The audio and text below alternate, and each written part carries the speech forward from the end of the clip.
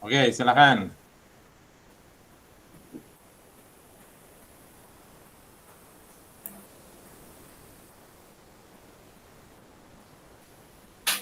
Oke, selamat pagi teman-teman. Pak, saya akan mempresentasikan artikel ini ya, yang saya buat kemarin. Saya mengambil sistem basis data transaksi, Pak. Sebelumnya nama saya Novan Fikri Setiawan, NIM saya A11 2019 11949, Teknik Informatika Fakultas Ilmu Komputer.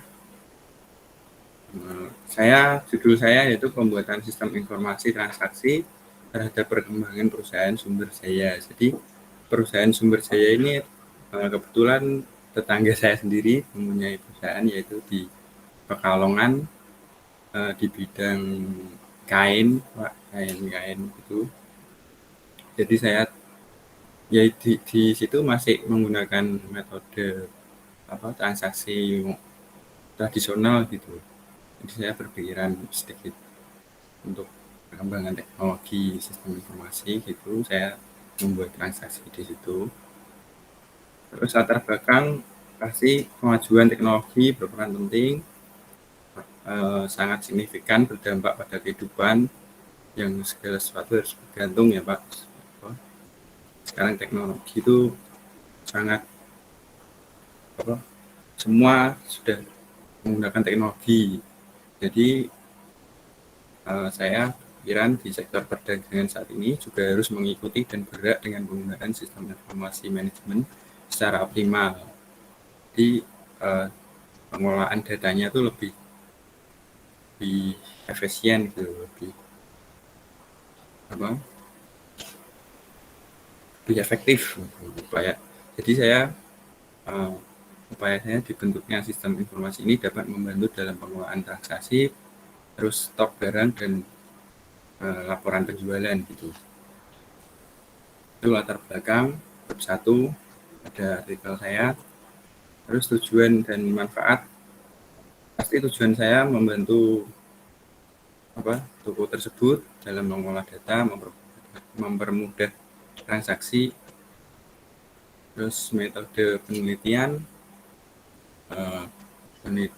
menganalisa dan perancangan proses bisnis dan basis data diharapkan dapat mempermudah dalam pengembangan sistem informasi dan pengelolaan manajemen transaksi, penjualan dan pembelian. Jadi mencakup seluruh transaksi data di toko tersebut. Itu satu. Kedua, perancangan basis data ini juga sebagai media pembelajaran bagi owner dalam mengelola transaksi yang ada di toko. Jadi enggak mengikuti zaman.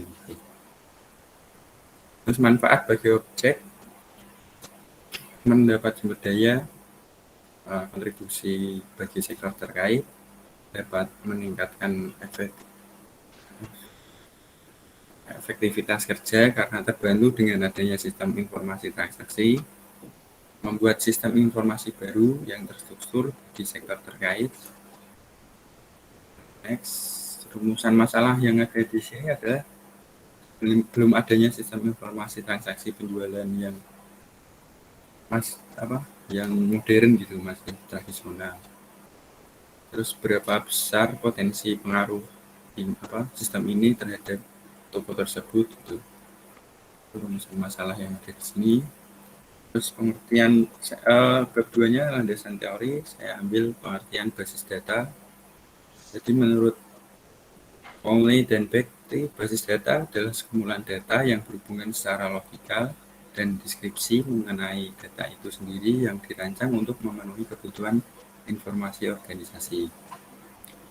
Terus menurut Herdini, Lisya, dan Kikis, basis data itu merupakan kumpulan record yang terstruktur atau data yang tersimpan pada sebuah sistem komputer. Lalu menurut McLeod dari buku Yakunya Pengantaran Sistem Informasi, mendefinisikan sistem adalah sekelompok elemen-elemen yang terintegrasi dengan tujuan yang sama untuk mencapai tujuan. Itu bab kedua saya landasan teori. Terus bab 3 ada hasil dan pembahasan analisis masalah yang saya dapat berdasarkan masalah yang terjadi tentang transaksi di sumber daya dan belum ada inovasi tentang pembuatan proyek tema teknologi sistem informasi, maka penulis atau saya mencoba memberikan solusi dengan membuat terobosan baru kepada toko tersebut, yaitu pembuatan sistem informasi transaksi ini. Waduh. Halo Pak, sudah Pak? Ya. Terus manfaat sistem informasi manajemen berbasis data, kecepatan dan kemudahan dengan menggunakan ini manfaat kecepatan dan kemudahan. Jadi dengan adanya basis data pengambilan informasi dapat dilakukan dengan cepat dan mudah. Lalu efisien ruang penyimpanan, ada keakuratan juga, penerapan secara ketat aturan tipe data, domain data, keunikan data, hubungan antar data dan lain-lain. Lalu manfaat keempat, keamanan, jadi dilengkapi dengan fasilitas manajemen pengguna. Jadi pengguna diberikan hak akses yang berbeda-beda sesuai dengan kepentingan dan posisinya. Itu bab 3 saya. Lalu bab 4 ada penutup kesimpulan. Basis data merupakan kumpulan data yang saling berhubungan satu dengan sama yang lain yang diorganisasikan sesuai struktur tertentu dan disimpan dengan baik. Ada setidaknya 10 fungsi BDSM dalam membantu menjaga dan memelihara integritas data dalam suatu sistem, yaitu menjaga integritas data, penyimpanan data, kamus data, transformasi dan penyalinan data, keamanan data, memungkinkan akses beberapa user, menyediakan prosedur backup dan recovery, menyediakan bahasa akses pemrograman, menyediakan interface untuk komunikasi dan manajemen transaksi. Terus ada saran yaitu untuk toko sistem ini harus dilengkapi dengan secara terus-menerus sehingga data akan selalu terupdate. Yang kedua, memperkenalkan sistem transaksi ini ke customer agar customer mudah untuk menggunakan sistem informasi transaksi penjualan ini. Itu bab 4 penutup saya. Jadi itu saja yang bisa saya sampaikan untuk artikel ilmiah kemarin saya, Pak. Sebelumnya kalau ada salah bicara, saya mohon maaf. Sekian dan terima kasih. Selamat. Ya, terima kasih Mas Sofan. Ini bab pembahasannya nggak ada. Gimana, Pak? Pembahasannya nggak ada. Pembahasan tentang database itu sendiri nggak ada. Oh, ya Pak, belum. Ya kan, harusnya. Berarti di landasan teori. Harusnya, karena ini pembahasan, meskipun saudara merancang sistem ya dalam kerangka besarnya. Nah, karena ini kuliahnya adalah sistem basis data, sebaiknya saudara membahas lebih rinci di dalam perancangan basis datanya. Nah, ini kan malah tidak ada sama sekali dari paparan saudara ini. Atau mungkin saudara bisa ambil dari artikel yang saudara buat secara utuh, mungkin di situ ada pembahasan database-nya. Iya, ada Pak. Ada ya, coba saudara ambilkan aja. Ternyata sinyal tempat saya yang buruk ya. Udah balik putus.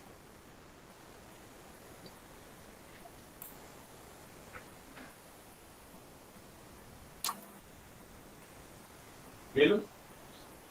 Belum? Ada snack Pak?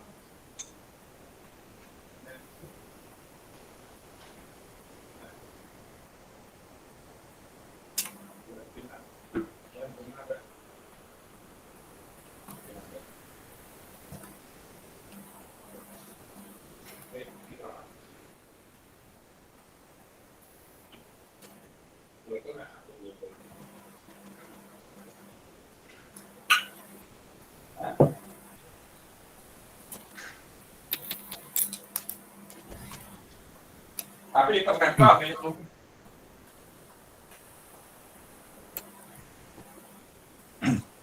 Mana Mas? Iya Pak, berarti masuknya di mana? Di landasan teori ya? Enggak, di pembahasan. Kamu UTS-nya kan sama toh? Iya, UTS-nya kan berupa artikel, mungkin lebih komplit. saya di pembahasan adanya, saya kasihnya analisis masalah, analisis sistem, Desain sama datanya apa hasil. enggak ada? Belum. Oh, Pak, saya bingung juga, saya ini saya baru itunya aja. oh ya. Uh, Ya kalau menurut saya sebaiknya saudara tambahkan tentang rancangan basis ya, datanya. rancangan itu ya Pak. Ya, nah karena ini kuliah sistem basis data, maka harusnya tidak hanya merancang, tapi juga ada hal lebihnya. Misalkan di dalam perancangan basis data tersebut, saudara sudah merancang untuk alasan tentang kecepatan akses, misalkan, atau untuk alasan keamanan. Ya, jadi tidak hanya merancang basis datanya saja, karena kalau merancang basis data itu sudah terhenti di mata kuliah basis data. Sedangkan sistem basis data kita juga mungkin hasilnya perancangan, tetapi perancangannya bukan sekedar menjalankan bisnis atau tidak sekedar supaya proses bisnis berjalan, tetapi ada perancang yang biasanya ya kalau merancang di basis data itu adalah berakhir dengan bentuk normal atau anormalisasi atau denormalisasi kalau kita masuk ke data untuk analisis. Nah, kalau untuk basis data maka rancangannya menjadi berbeda lagi, yaitu kita merancang basis data yang mungkin tidak memenuhi kaidah normalisasi, tetapi itu baik untuk keamanan data, itu baik untuk kecepatan proses data, ya, itu baik untuk ketersediaan data, menjamin ketersediaan data. Nah, seperti itu. Itu bedanya basis data dengan sistem basis data. Gitu ya. Ya, akan lebih baik kalau sebelumnya nanti karena juga belum saya koreksi, saudara perbaiki dulu Mas Novan artikelnya Dia juga, ya, supaya ada perancangan basis data yang lebih itu. Nanti kamu upload lagi saja. Gitu ya. Masuknya di hasil berarti ya Pak? Ya bukan ya. Sebenarnya bukan di hasil, tapi di analisisnya. Di analisisnya. Jadi masukkan rancangan basis data itu ada di pembahasan. Nah, kesimpulannya yaitu ya Pak, misalkan motifnya ke keamanan ya diharapkan dengan desain seperti ini maka basis data bisa diamankan dari berbagai kemungkinan kecelakaan. Paham, Mas Novan? Ya, oke. Ya, nanti saudara bisa terus cari referensi. Jadi bukan merancang saja, tetapi merancangan untuk tujuan yang lain, ya, di luar dari proses bisnis. Ya, itu memang kenyataannya begitu. Baik, ada yang mau ditanyakan teman-teman yang lain untuk Mas Novan?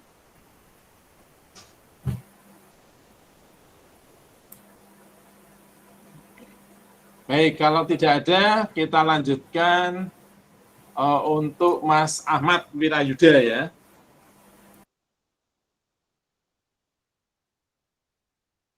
Mas Ahmad Wirayuda ini apakah sama dengan Ahmad Bima? Halo? Halo, Mas Ahmad? Sedang masak Indomie gitu ya. Itu ada suaranya cuman kecil Pak. Oh kecil? Coba dibesarin Mas Ahmad. Dan kalau sudah siap, silakan untuk dipresentasikan. Mas Ahmad Wirayuda.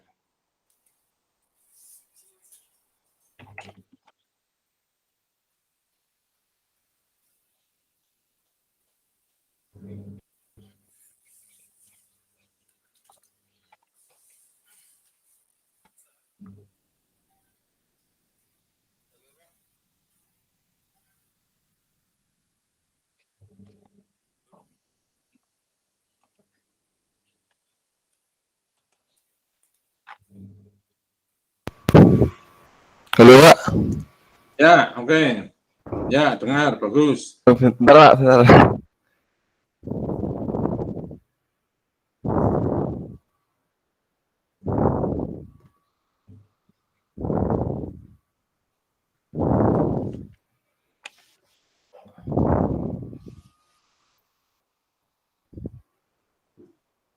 Ya, Assalamualaikum warahmatullahi wabarakatuh. Waalaikumsalam. Saya akan mempresentasikan tentang penjelasan sistem basis Oke. data terdistribusi. Nama saya Ahmad Bima Wirayuda, NIM saya A11 2019 11958. Slide-nya belum terlihat, Mas. Oh, belum terlihat, Pak. Bentar, Pak. Ya.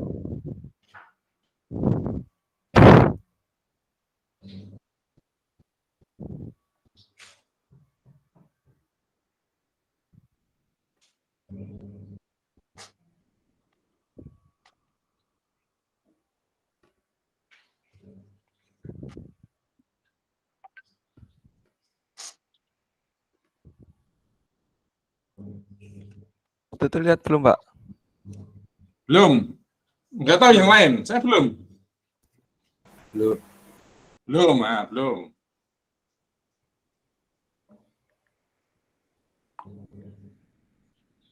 Bentar ya, Pak. Bentar ya, Pak. Ya.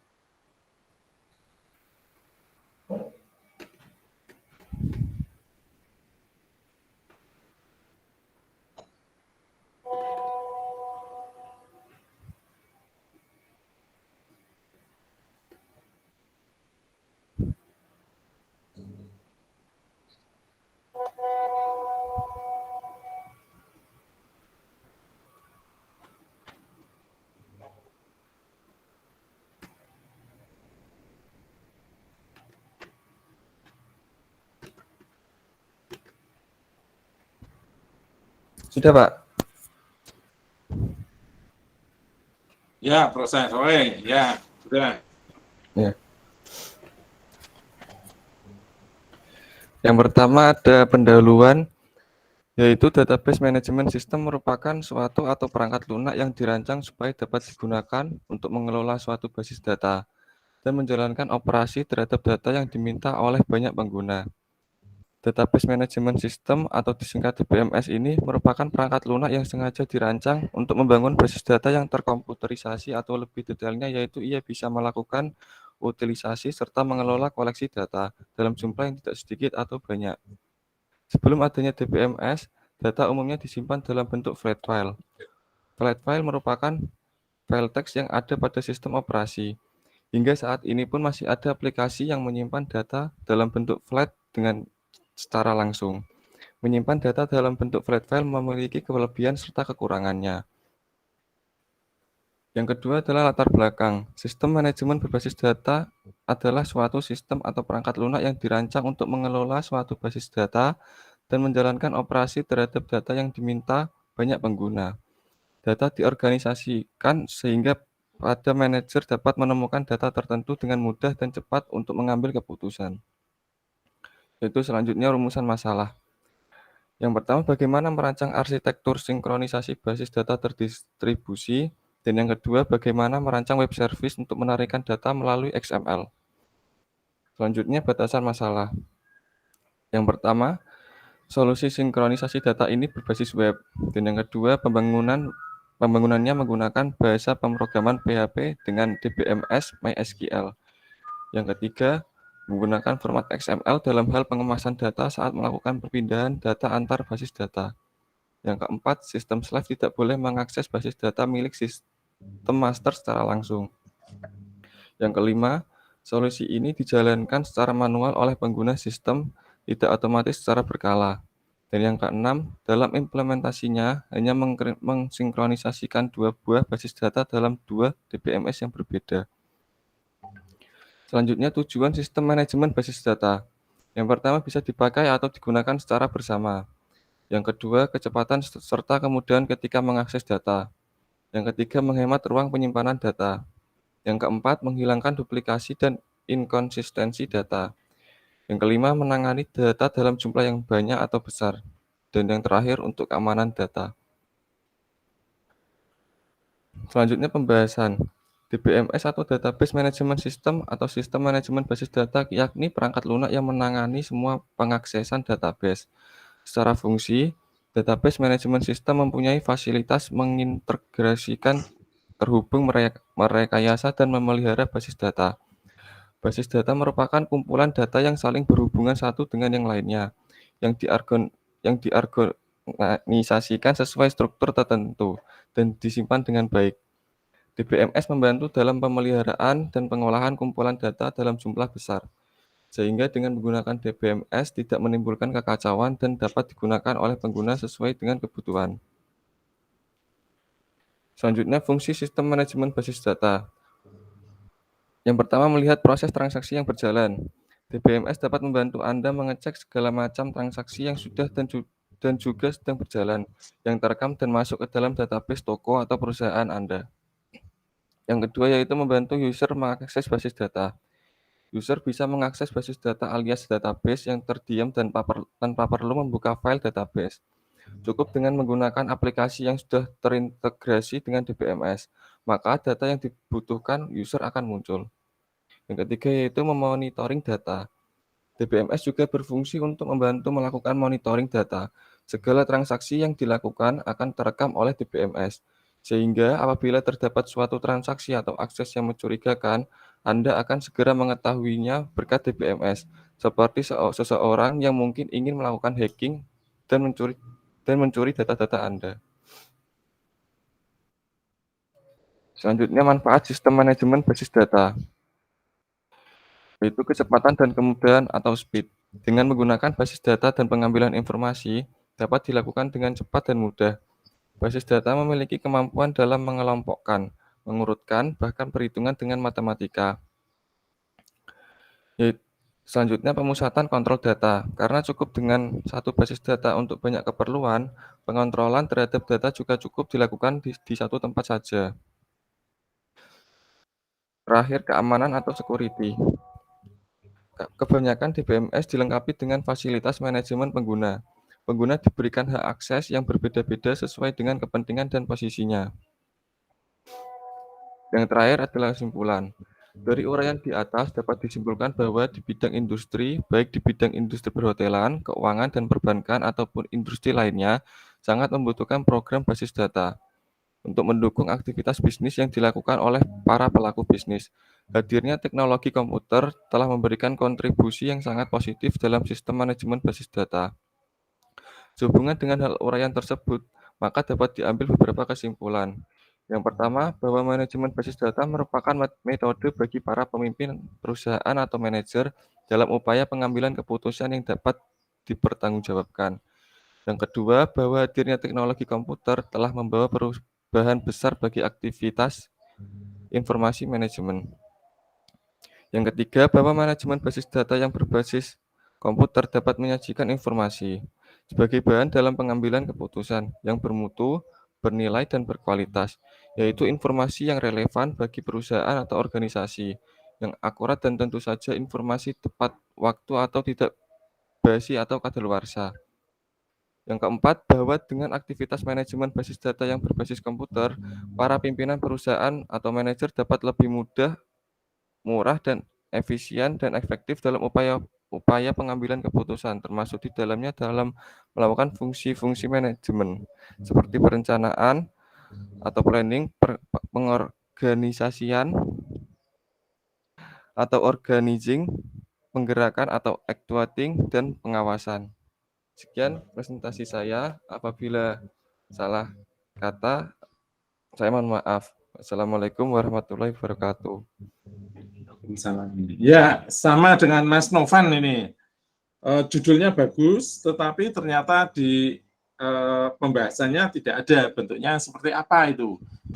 Sistem yang saudara tawarkan dengan konsep terdistribusi itu. Ya, jadi hanya paparan saja, maka akan lebih baik kalau saudara bisa tampilkan seperti apa sih bentuk tabelnya, seperti apa sih bentuk rancangan arsitekturnya gitu. Iya, Pak. Itu Mas Ahmad.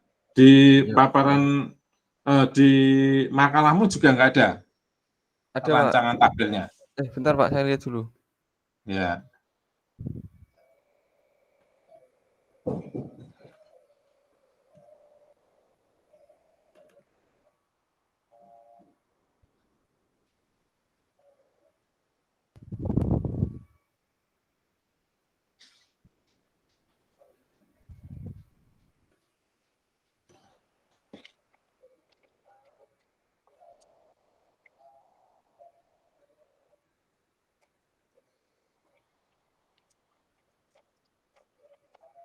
Belum ada, Pak. Nah, kalau belum ada, kan lebih baik ditambahi ya. Iya, Sama Pak. dengan Mas Novan tadi, jadi jangan hanya berupa paparan, tetapi justru nilai lebihnya itu adalah di tampilan rancangan database, tabel, atau arsitekturnya. Gitu. Ya, jadi kamu bisa tambahkan di paparan, di makalahnya, biar nanti nilainya lebih baik. Iya, Pak. Itu ya. Ya. Baik, mungkin ada saran yang lain dari teman-teman Vicky atau Mas Hamid. Ini Mas Hamid ini monitor setia ini. Kalau offline tak jadiin counting. Ada? Oke. Kalau tidak ada, ini Mas Vicky mau presentasi atau Jumat? Mas Vicky Wahyu. Gimana Mas Vicky? Mau presentasi hari ini atau hari Jumat? Weh, nggak Indomie juga nih kita ya. Oke, kalau tidak ada tanggapan, tidak ada saran, saya akhiri pertemuan pada pagi hari ini ya. Oh, Mas Hamid angkat tangan. Ya, silakan. Pak, untuk tugas yang PPT ini diupload di forum UAS, Pak? Oh, enggak usah. Enggak usah. Oh, berarti enggak usah. Tapi, oh, iya nanti di pertemuan terakhir 14. Baru akan saya bukakan upload untuk UAS-nya. Sudah dibuka kayaknya, Pak? Belum, saya belum buka. Maksud lo? Belum ah. UTS. Soalnya semalam ada yang tanya, Pak, dikirim ke saya kayak buka gitu. Oh. Nanti di akhir di pertemuan ke-14 baru saya buka. Oh, berarti diupload yang PPT ini? Ya. Baik, Pak. Terima kasih. Oke. Ya, ada yang lain? Baik, kalau tidak ada, Mas Vicky, berarti presentasinya bisa ya, Mas Vicky Wahyu. Saya akhiri pertemuan pada pagi hari ini.